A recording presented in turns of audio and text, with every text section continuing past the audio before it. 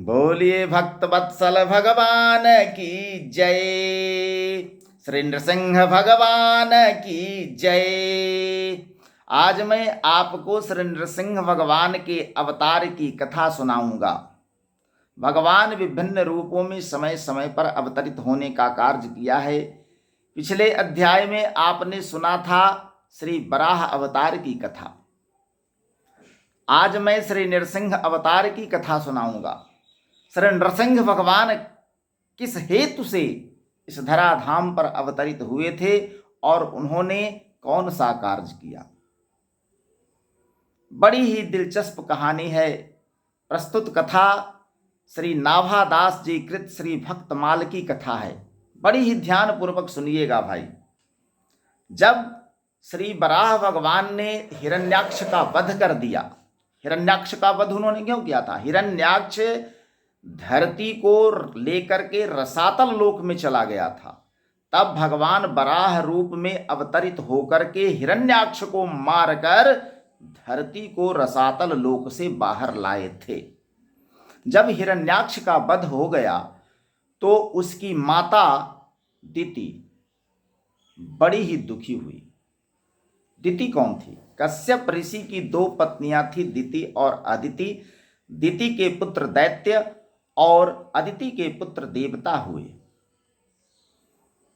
तो दिति के कई पुत्रों में एक हिरण्याक्ष और एक हिरण्यकशिपु भी था। हिरण्याक्ष की मृत्यु से उसकी पत्नी भानुमति भी अत्यंत दुखी हुई और उसका भाई हिरण्यकशिपु को बहुत दुख हुआ। समस्त परिवार दुखी थे। सारे लोगों को हिरण्यकशिपु ने तो समझा बुझाकर शांत कर दिया, लेकिन स्वयं उसके हृदय में प्रतिशोध की अग्नि जलती रही, धधकती रही। प्रतिशोध की ज्वाला धधकती रही जी। उसने भगवान विष्णु से बदला लेने की ठान लिया और तब उसने निश्चय किया कि ऐसी शक्ति मैं प्राप्त करूंगा। शक्ति कहां से प्राप्त होगी? शक्ति तपस्या से प्राप्त होती है साहब। वो चाहे दैत्य हो या देवता हो, तपस्या से ही शक्ति प्राप्त करते हैं। तो हिरण्यकशिपु ने ऐसा निश्चय किया कि तपस्या करके ऐसी शक्ति प्राप्त की जाए कि त्रिलोकी का राज्य भी निष्कंटक हो जाए, कोई बाधा विघ्न ना रहे। और हिरण्यकशिपु की यह भी कामना हुई कि ऐसा वरदान ब्रह्मा जी से मांगूंगा तपस्या करके कि मैं अमर हो जाऊं।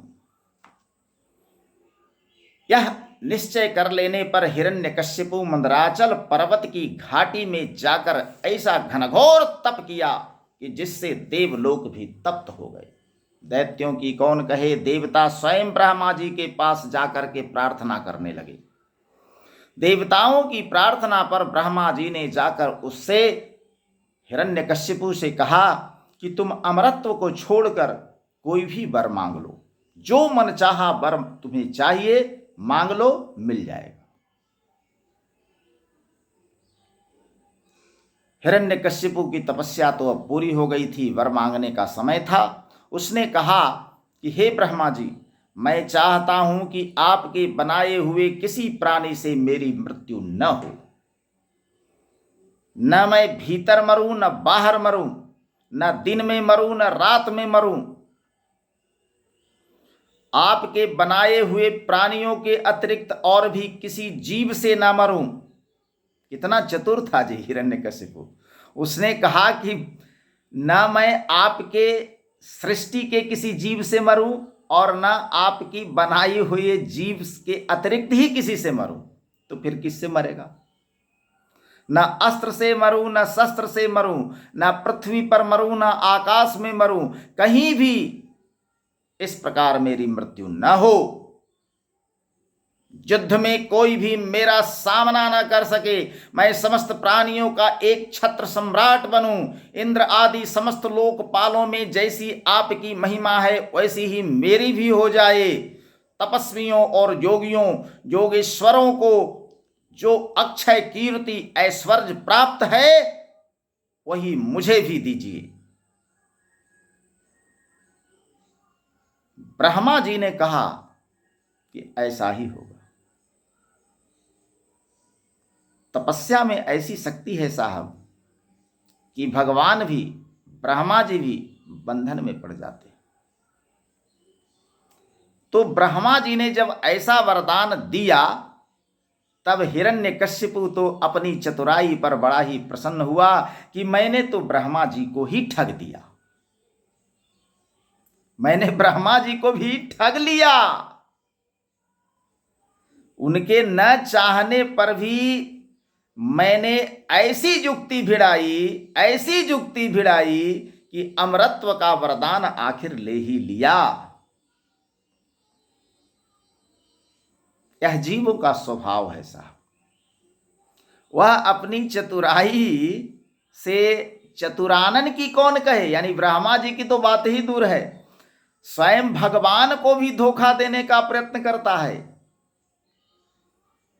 आय रे भगवान की माया। वैसी ही हिरण्यकशिपु ने भी अपनी समझ से मृत्यु का दरवाजा बंद ही कर लिया था, किंतु भगवान ने जब चाहा तो उस सारे बंद दरवाजों को खोल दिया जी, एक साथ खोल दिया। जीव चाहे जितनी भी चतुराई करे, प्रभु की माया के सम्मुख उसका कुछ भी नहीं चलता। ब्रह्मा जी से वर प्राप्त कर हिरण्यकशिपु ने संपूर्ण दिशाओं, तीनों लोकों तथा देवता, असुर, नर, गंधर्व, गरुड़, सर्प, सिद्ध, चारण, विद्याधर, ऋषि, पितृगणों के अधिपति, मनु, यक्ष, राक्षस, पिशाचपति, भूत और प्रेतों के नायक तथा संपूर्ण जीवों के स्वामियों को जीतकर अपने वशीभूत कर लिया। त्रैलोक्य पर राज्य करने लगा हिरण्यकशिपु। ब्रह्मा जी से वर प्राप्त था उसे। युद्ध में उसका कोई सामना कर नहीं सकता था। ऐश्वर्य और कीर्ति उसकी चारों ओर फैलने लगी, क्योंकि ब्रह्मा जी उसको वरदान दिए थे। देखिए, कीर्ति भी दो तरह की होती है, सुकीर्ति और अपकीर्ति। इस प्रकार उस विश्वजित असुर ने अपने पराक्रम से संपूर्ण लोकपालों के स्थान छीन लिए। स्वयं इंद्र भवन में रहने लगा और इंद्र को वहां से बाहर भगा दिया। सारे देवता स्वर्ग से खदेड़ दिए गए।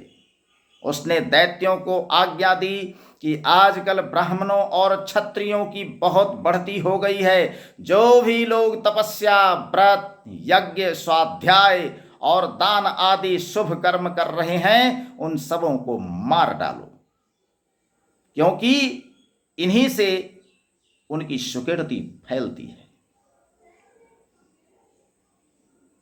हिरण्यकशिपु यह भी जानता था कि विष्णु की जड़ है द्विजातियों का कर्म धर्म, और वही धर्म का परम आश्रय है।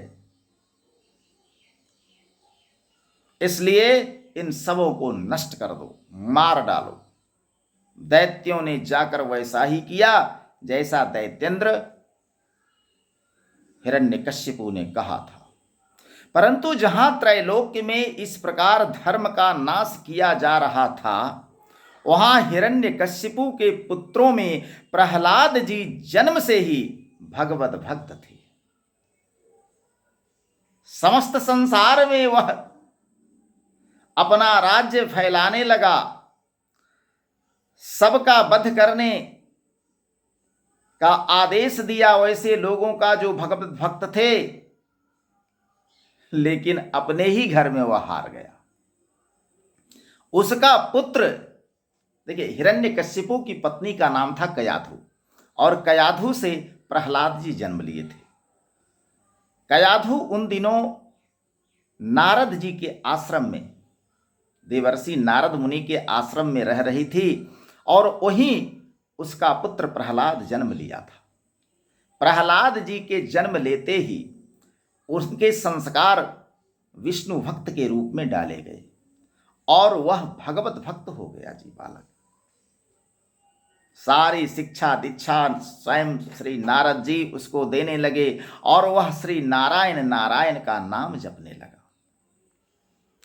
5 वर्ष की अवस्था में अपने पिता को भगवत भक्ति का प्रहलाद जी पाठ सुनाने लगे। पुत्र को अपने शत्रु विष्णु का भक्त जानकर उसने यह निश्चय कर लिया कि यह तो अपना महान शत्रु है, सबसे बड़ा शत्रु तो मेरा पुत्र ही हो गया। जो पुत्र के रूप में प्रकट हुआ है वह तो स्वयं भगवत भक्त है, वह मेरा शत्रु है, मेरा दुश्मन है। अतः हिरण्यकश्यपु ने उसे मार डालने की आज्ञा दी। कितना क्रूर था जी, अपने पुत्र को भी नहीं छोड़ रहा था। पर दैत्यों के सब प्रयोग व्यर्थ हो गए।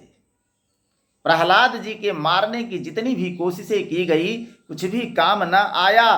तब हिरण्यकश्यपु को बड़ी चिंता हुई। उसने सोचा कि अब क्या करूं। उसने उन्हें बड़े बड़े मतवाले हाथियों से कुचलवाया, प्रहलाद जी को विषधर सर्पों से डसवाया, कृत्या राक्षसी उत्पन्न कराई कि प्रहलाद जी को खा ले, और स्वयं कृत्या राक्षसी ही जलकर भस्म हो गई। पहाड़ों पर से नीचे गिरवाया लेकिन भगवान ने उसे बचा लिया। शंखासुर से अनेकों प्रकार की माया का प्रयोग करवाया। प्रहलाद जी को उसने विष दिलवाया लेकिन विषपान शंकर जी कर लिए। दहकती आग में उसे प्रवेश कराया। होलिका अपनी गोद में लेकर के उसको धधकती अग्नि में प्रवेश की, बैठ गई, लेकिन स्वयं होलिका ही जल गई। प्रहलाद जी बच गए। प्रहलाद जी को उसने समुद्र में डुबाया, समुद्र देवता उसे आश्रय दिए और बचा लिया उन्होंने। अनेक उपाय मार डालने के लिए किए पर उसका बाल भी बांका नहीं हुआ जी। जाको राखे साइया मार सके ना कोई। जिसके रक्षक स्वयं भगवान हो उसको कौन मार सकता है। गुरु पुत्रों की सलाह से वे वरुण पास में बांध कर रखे जाने लगे कि कहीं भाग ना जाएं। और गुरुपुत्र कौन? दैत्यों के गुरु शुक्राचार्य जी थे। शुक्राचार्य जी के पुत्रों ने इन्हें अर्थ धर्म और काम की शिक्षा दी। शिक्षा देने की बहुत कोशिश की, लेकिन छुट्टी के समय प्रहलाद जी ने समवयस्क असुर बालकों को भगवत भक्ति का स्वरूप बताया। वे धर्म अर्थ काम की शिक्षा क्या लेंगे दूसरों से? जो इनको पढ़ाने वाले थे उसी को भगवत भक्ति का पाठ प्रहलाद जी ने पढ़ा दिया। और श्री प्रहलाद जी की बात सुनकर सारे सहपाठी असुर बालक जितने भी थे वो सब भगवन्निष्ठ हो गए। यह देखकर पुरोहित ने जाकर सब हाल हिरण्यकश्यपु से कहा। सुनते ही उसका शरीर तो क्रोध के मारे थर थर कांपने लगा और उसने प्रहलाद जी को अपने हाथ से मार डालने का निश्चय किया। हिरण्यकश्यपु ने सोचा कि सारे उपाय विफल हो गए हैं, अब स्वयं मैं उसको मार डालूंगा। प्रहलाद जी को बुलाकर बहुत डांटा उसने और पूछा कि तू किसके बल पर मेरी आज्ञा के विरुद्ध काम किया करते हो। प्रहलाद जी ने उसे सर्वात्मा सर्वशक्तिमान भगवान के स्वरूप का उपदेश दिया जी। प्रहलाद जी के उपदेश सुनते ही हिरण्यकश्यपु तो क्रोध में भरकर बोला कि देखूं वह तुम्हारा जगदीश्वर कहाँ है। आज मैं तुम्हें पता लगाता हूं। जिस भगवान को रटते रहते हो, विष्णु का नाम लेते रहते हो, वो तुम्हारा जगत का पालक विष्णु कहाँ है, आज मैं देखना चाहता हूं। भक्त प्रहलाद ने कहा कि वह तो सर्वत्र हैं भगवान पिताजी। यह सुनकर के क्रोध में और भर गया हिरण्यकशिपु। उसने कहा, क्या कहा? वो सर्वत्र है तो इस खंभे में क्यों नहीं दिखता? जिस खंभे से प्रहलाद जी को बांध कर रखा था, उसने कहा कि इस खंभा में है भगवान, तुमको बचाएगा। प्रहलाद जी ने कहा कि वह तो इस खंभे में भी है। हिरण्यकशिपु क्रोध से अंधा हो रहा था। उसने कहा कि यदि है तो दिखता क्यों नहीं है? मैं अभी तेरा सिर तेरे धड़ से अलग कर देता हूं, देखता हूं तेरा वह हरि तेरी रक्षा करने कैसे आता है। हिरण्यकशिपु ने तलवार हाथ में उठा ली और उसने कहा कि यदि तुम्हारे विष्णु को इतनी शक्ति है, क्षमता है, ताकत है, तो मेरे सामने आकर के दिखा दे। इस तरह से अनेक बकवास करते हुए हिरण्यकशिपु प्रहलाद जी को मारने के लिए उद्यत हो गया।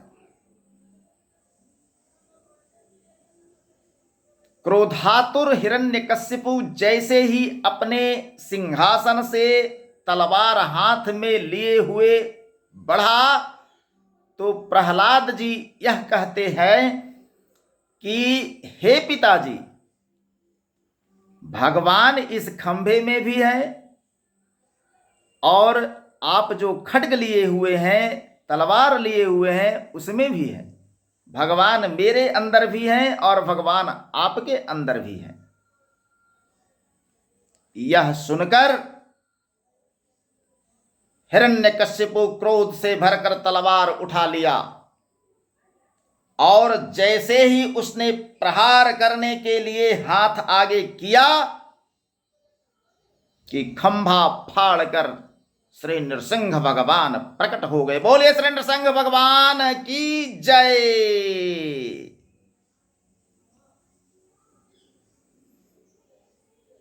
जिस खंभे से प्रहलाद को वह बांधे हुए था, उस खंभा को फाड़ करके कि नरसिंह भगवान जब प्रकट हुए तो देखकर हिरण्यकशिपु के होश तो उड़ गए।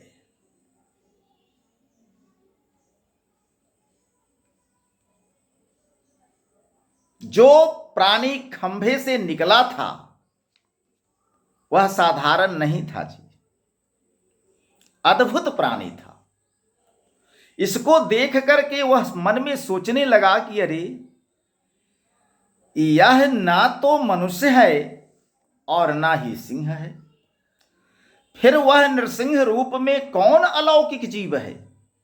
देखिए, यदि भगवान नर रूप में आते तो ब्रह्मा ने जो बनाया है नर को उस रूप में होते। यदि वे सिंह रूप में होते तो ब्रह्मा के बनाए सिंह हो जाते। लेकिन हिरण्यकशिपु ने तो वरदान मांगा था कि ब्रह्मा जी के बनाए हुए किसी जीव से मैं ना मरूं। तो ब्रह्मा जी ने तो ऐसा कोई जीव बनाया ही नहीं था जो आधा नर और आधा सिंह हो। नीचे का आधा भाग नर था और ऊपर का आधा भाग सिंह का रूप था। तो ऐसी सृष्टि में कोई रचना ब्रह्मा जी ने की नहीं थी। इसीलिए हिरण्यकशिपु का एक वरदान तो पूरा होने जा रहा था। इसी उधेड़ बुन में हिरण्यकशिपु लगा कि उसके बिल्कुल सामने श्री नृसिंह भगवान आकर खड़े हो गए और भगवान ने उससे बड़ी देर तक खिलवाड़ कीजिए, बहुत खेल खिलाया हिरण्यकशिपु को। अंत में संध्या समय गोधूली बेला में उन्होंने बड़े उच्च स्वर से प्रचंड और भयंकर अट्टहास किया श्री नृसिंह भगवान ने, जिससे हिरण्यकशिपु की आंखें बंद होने लगी। उसी समय झपट कर भगवान ने उसे पकड़कर राजसभा के द्वार की ड्योढ़ी पर ले जाकर उसे अपनी जंघाओं पर गिरा दिया और अपने नख उसके पेट पर टिका दिए। और तब नरसिंह भगवान ने पूछा कि हिरण्यकशिपु, तुमने ब्रह्मा जी से तो वरदान मांगा था, याद है? हिरण्यकशिपु ने कहा कि याद है। नरसिंह भगवान ने पूछा कि देख, तूने कहा था ना ब्रह्मा जी से कि ना मैं आपके बनाए हुए किसी जीव से मरूं और ना ही तो आपके बनाए जीव के अतिरिक्त किसी से मरूं। तो बताओ, क्या मैं ब्रह्मा की बनाई हुई सृष्टि का अंग हूं? तो नहीं। भगवान नरसिंह ने पूछा कि तुमने यह भी वरदान मांगा था कि ना मैं नर से मरूं और ना मैं पशु पक्षी से मरूं। तो देख मुझे, मैं पशु हूं, पक्षी हूं या आदमी हूं? हिरण्यकशिपु ने देखा, आंखें खोलकर किसी तरह से प्रयत्न करके कहा कि आप ना तो आदमी हैं, ना ही सिंह हैं, ना पशु हैं, आप तो विचित्र जीव हैं। भगवान ने फिर कहा कि तुम्हारा और क्या वरदान था ब्रह्मा जी से? क्या मांगा था? कि ना दिन में मरूं ना रात में मरूं। अभी देख, ये दिन है कि रात है? हिरण्यकशिपु ने देखा कि दिन समाप्त हो गया था, रात्रि अभी आई नहीं थी, संध्या बेला संधि समय था। कहा कि ना तो दिन है ना रात है। भगवान ने कहा कि तू एक वरदान और मांगा था कि ना मैं अंदर मरूं ना बाहर मरूं। अभी देख तू कहां है? हिरण्यकशिपु ने फिर आंख खोलने की कोशिश की, क्योंकि उसकी आंखें बार बार बंद हो रही थी। हिरण्यकशिपु ने देखा कि आधा शरीर उसके घर के अंदर है और आधा बाहर है, ड्योढ़ी पर है, चौखट पर। उसने कहा कि ना तो मैं घर में हूं ना बाहर हूं। भगवान ने कहा कि और वरदान मांगा था तू, फिर याद कर। तुम्हारा एक वरदान यह भी था कि ना मैं धरती पर मरूं ना आकाश में मरूं। देख तू कहां है? हिरण्यकशिपु ने फिर आंख खोलने की कोशिश की। उसने देखा कि मैं धरती से ऊपर हूं और आकाश में नहीं हूं, आकाश से नीचे हूं, लेकिन धरती पर भी नहीं हूं। भगवान नरसिंह की जंघा पर था वो। तब भगवान ने कहा कि तू एक और वरदान मांगा था, फिर उसे याद कर। हिरण्यकशिपु ने जान लड़ाकर किसी तरह से आवाज निकाली। उसने कहा कि ना मैं अस्त्र से मरूं ना शस्त्र से मरूं। ब्रह्मा जी ने से ऐसा वरदान मांगा था। भगवान ने कहा कि जब तू ब्रह्मा जी से ऐसा वरदान मांगा था कि ना अस्त्र से मरूं ना शस्त्र से मरूं, तो देख, उसके पेट पर अपने नख टिकाए हुए भगवान ने पूछा कि तू अस्त्र से मर रहा है कि शस्त्र से मर रहा है? अस्त्र है कि शस्त्र है? हिरण्यकशिपु ने भगवान से कहा कि ना यह तो अस्त्र है ना शस्त्र है। भगवान ने फिर पूछा कि एक और वरदान मांगा था, याद कर। ना रण में किसी से लड़कर मरूं और न ही अपनी स्वाभाविक मृत्यु से मरूं। तो बता तू किस मृत्यु से मर रहा है? रणभूमि तो थी नहीं, किसी से लड़ाई हो नहीं रही थी और स्वयं अपनी मृत्यु से मर नहीं रहा था, नख टिका हुआ था यहां। भगवान ने जब हिरण्यकशिपु से सारे भेद उगलवा लिए और ब्रह्मा जी के सारे वरदान जब पूरे हो गए, तब भगवान श्री नरसिंह ने एक दहाड़ के साथ अपने नख से हिरण्यकशिपु का पेट फाड़ डाला और हिरण्यकशिपु का वध कर डाला। बोलिए श्री नरसिंह भगवान की जय।